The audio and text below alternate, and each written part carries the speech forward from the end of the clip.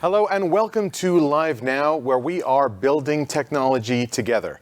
My name is Ben Friedman, and today we're continuing in our series of videos on how technology companies are managing with the current COVID-19 situation. And today we're very lucky to be joined by Arjan Timmerman of TECHunplugged. Arjan, thank you so much for joining us today. And before I get started with any of our questions, how are you? How are things there in the Netherlands? How's your family? How are people coping?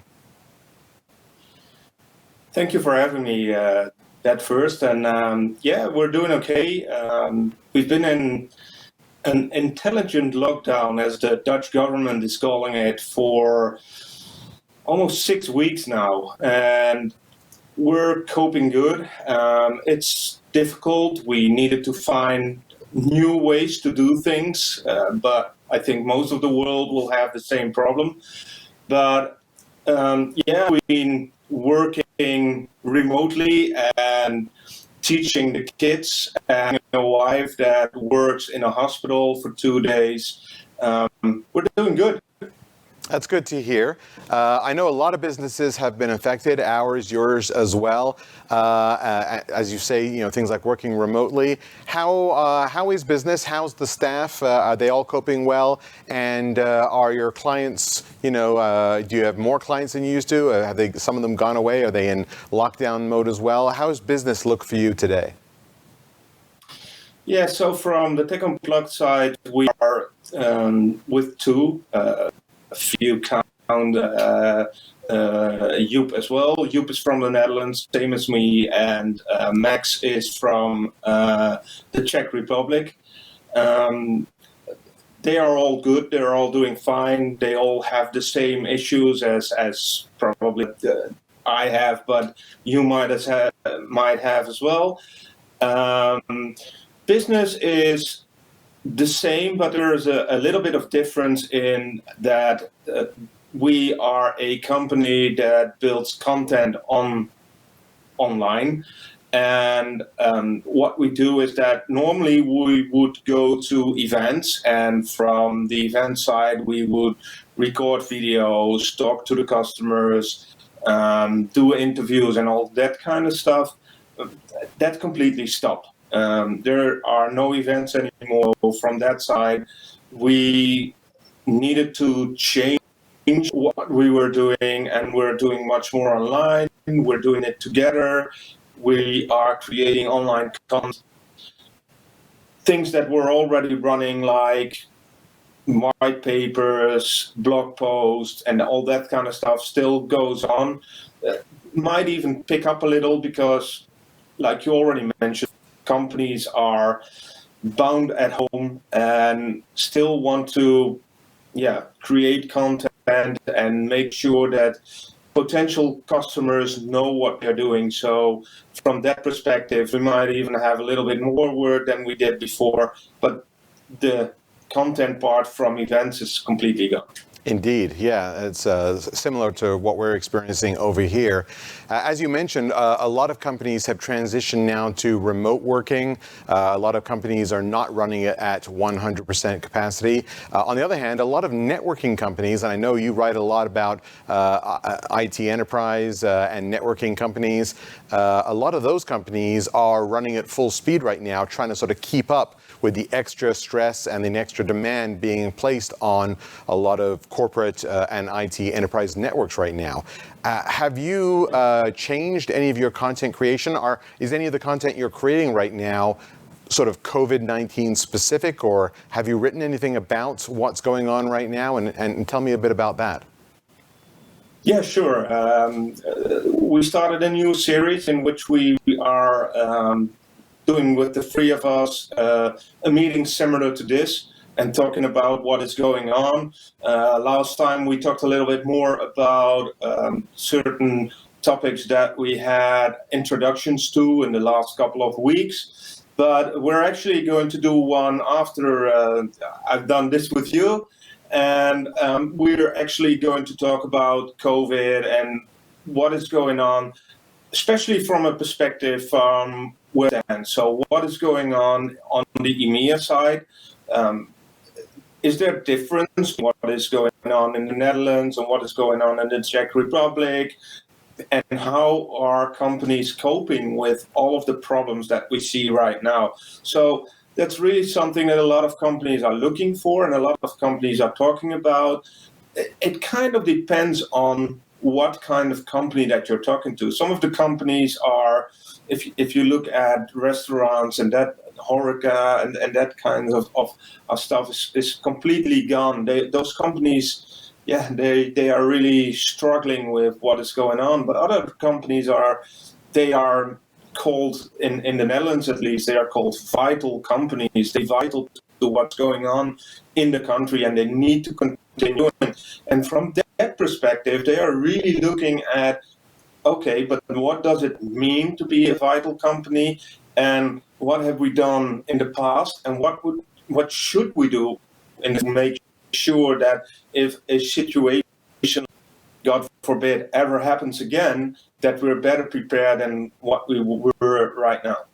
So let's explore that just a little bit. I know you do quite a bit of market analysis over there at TECHunplugged.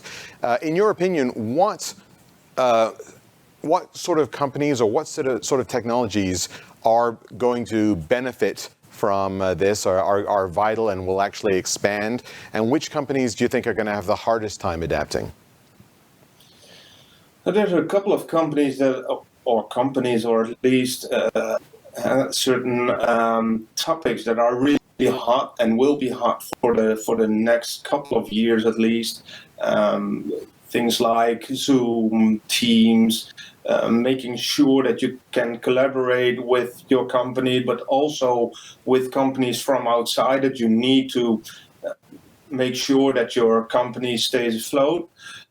But further than that, if you look, I was talking to one of my customers, which I have as a consultant, and we were talking about, okay, but what's going to happen with all the data that hospitals have at the moment, that will be really useful into looking into what kind of medication can be used to cure COVID, or what kind of medicine can be used to make sure that the rate of the deaths goes down and all that kind of stuff. So big data, cloud companies, public cloud, also the cloud service providers that are within the country, they are really going to make in all of this, and they will extend that into the foreseeable future. There are also companies that really struggle, like I already mentioned, the restaurants and all that kind of stuff, where the 6 feet, or as we call it, 2 meter society that we need to build right now are really hurtful for those kind of companies. So there will be a lot of things happen in the near future for a couple of companies that are look at the carriers or the KLMs, the Uniteds of this world. Those are going to suffer for a foreseeable future, because, to be frank, I don't want to get into a plane right now as well. Yeah, well, that makes perfect sense.